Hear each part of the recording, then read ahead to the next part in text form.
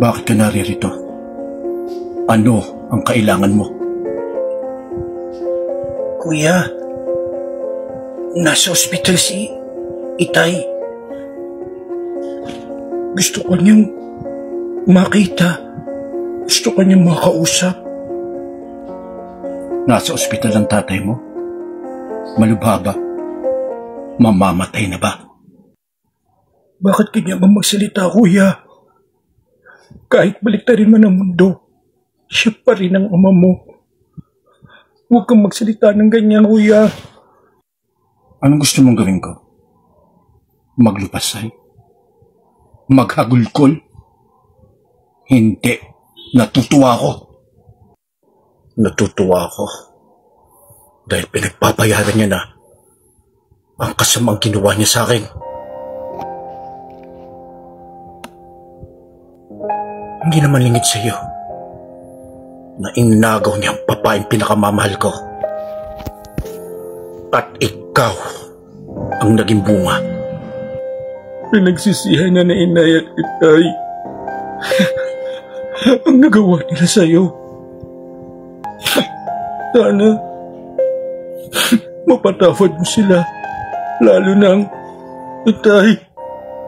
Kuya.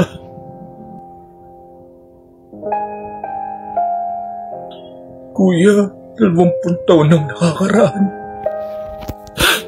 Kahit konti ba, hindi nagkaroon ng puwang ang pagpapatawad sa puso mo. Patawad? Walang kapatawaran ang ginawa niya sa akin. Naagawin ang babaeng pinakamamahal ko. Nabuntisin ang babaeng pinakamamahal ko. Wala na akong babaeng ibang inibig pa, kundi si Andrea.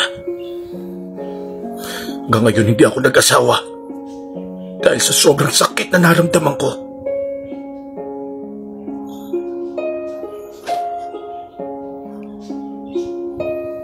Ngayon, nananahimik na ako. Pupunta-punta ka rito para sabihin na malubha ang tatay mo. Pwede ba? Umalis ka na. Bumalik ka na lang pag may maganda kang balita. Bumalik ka kung namatay na ang ama mo. Baka sakaling pumunta ako sa burol niya. Dahil maliligayahan ako kung makita kong kamatayan niya.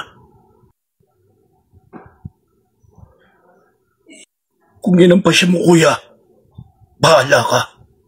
Bahala kang habang buhay. Sa buong buhay mo malungkot ka. Di ka marunong magpatawad hanggang mamatay ka. Dalhin mo yan hanggang sa huway.